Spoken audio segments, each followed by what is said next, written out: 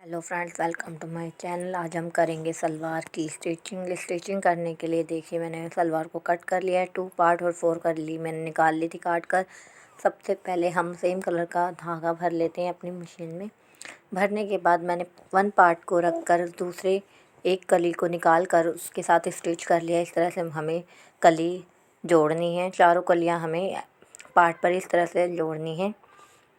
Friends, अगर आपको video अच्छी लगती है तो प्लीज़ लाइक एंड सब्सक्राइब ज़रूर कीजिए। इस तरह से मैंने ये देखिए सभी कलियों को जोड़ लिया है पार्ट के साथ में। और इसके बाद मैं आसन जोड़ूंगी। आसन इस तरह से मैं दूसरी तरफ का भी आसन जोड़ लूँगी। इस तरह से मैंने आसन को जोड़ लिया है।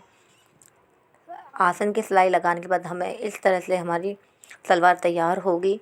अभी हमें एक बेल्ट तैयार करनी है। बेल्ट के साथ ही हमें प्लेटें भी डालनी हैं, तो मैं बताती हूँ कि किस तरह से डालेंगे। सबसे पहले हमें 9 इंच की लंबाई ली है और हमें कितनी चौड़ी प्लेट रखनी, 25 इंच की प्लेट रखनी है और 9 इंच की लंबाई रखनी है उसकी, ताकि हमारी सलवार में आसन कम ना रहे। इस तरह से मैंने एक तरफ से सिलाई लगा लिया। अब दूसरी तरफ से हम इसे जॉइंट करेंगे। इसे सिलाई करने के लिए हमें 1 इंच का गैप देना है, ताकि हम नेफ़ा मोड़ने के लिए, जो नेफ़ा हम नाड़े के लिए मोड़ते हैं, उसके लिए हमें 1 इंच का स्पेस छोड़ना है। 1 से 1.5 इंच भी छोड़ सकते हो। इस तरह से मैंने इस पर भी सिलाई लगा ली है। सिलाई लगाने के बाद देखिए मैंने उतार लिया है। अब मैं बताती हूँ आपको नेफ़ा बनाने के लिए सबसे मुश्किल होता है, कई बार हमारे नेफ़ा अच्छे से फिनिशिंग से नहीं होता। सबसे पहले हमें इस तरह से मोड़ना है। इसके बाद हमें तिकोना समोसे टाइप का इस तरह से मोड़ कर इस पर सिलाई लगानी है। देखिए इस तरह से लिया और ऐसे मोड़ दिया बस, और इसे पे हमें सिलाई लगानी है। बहुत ही अच्छी फिनिशिंग से के साथ हमारा नेफ़ा बनकर तैयार होता है। ये देखिए इस तरह से मैंने सिलाई लगा दी है। अब हमें 1.5 इंच इसे मोड़ना है ऊपर से नाड़े के लिए। इस तरह से हमें फ़ोल्ड कर कर इसे मोड़ना है और सिलाई चलानी है।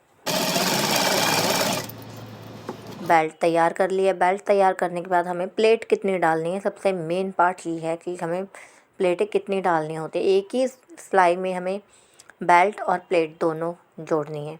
तो हमें जहाँ से जुड़ा हुआ है नेफ़े की साइड से, हमें नाड़े की साइड से हमें 9 इंच या 8 इंच का निशान लगाना है। अगर हैवी है तो 9, और हल्का कोई साइज़ है तो हमें 8 इंच पे निशान लगाना है और बीच का सेंटर कर लेना है।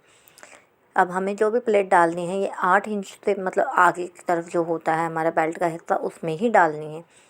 अब मैंने कली के साथ में बेल्ट रख लिया है। बैक पार्ट में हम सबसे पहले आसन की तरफ से बैक में 2 प्लेटें जो डलती हैं वो डालेंगे।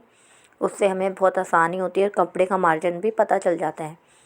इस तरह से मैंने बेल्ट रख ली है। अब मैंने 2 प्लेटें डाल दी हैं। इसी तरह से मैं इसको आमने सामने हमें प्लेट डालेंगे, ये भी ध्यान रखना है कि हमने आमने सामने प्लेट डालनी। अब इसे मैं स्टिच करती जाऊंगी। जहाँ पर मेरा निशान है वहाँ से मैं प्लेट डालना शुरू करूँगी।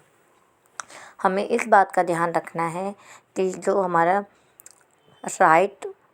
राइट पैर होता है उसका हमें मुँह लेफ़्ट साइड करना है और लेफ़्ट साइड का राइट साइड, मतलब आमने सामने हमारी प्लेटें आनी चाहिए। ये देखिए इस तरह से अब मेरा निशान आ चुका है। तो हमें इस तरह से प्लेटें डालनी शुरू करनी है। अगर हमें भारी सलवार बनानी है या हमारे पास बहुत सारा कपड़ा है तो हम इंची टेप की मदद से नाप कर भी डाल सकते हैं, बट हमें अंदाजे से भी अच्छे से प्लेट डाल सकते हैं। इस तरह से एक ही सिलाई में हमारी प्लेट और बेल्ट दोनों काम हो रहे हैं। देखिए फ्रेंड्स, इस तरह से मैंने ये सभी प्लेट डाल ली है। अब जब हमारा बीच का सेंटर आ जाएगा, ये देखिए फ्रेंड्स, ये मेरा सेंटर आ गया है। अब हमें इसका मुँह इधर की तरफ करना है, आमने सामने। ये देखिए इधर है इसका, तो हमें इसका इधर की साइड मुँह करना है ताकि आमने सामने प्लेटें आएँ। अगर हम आमने सामने प्लेटें नहीं करेंगे तो हमारी सलवार गलत है। इस तरह से मैंने जोड़ कर ये तैयार कर ली है। देखिए फ्रेंड्स कितनी अच्छी लग रही है। Thanks for watching my video. Please subscribe my channel.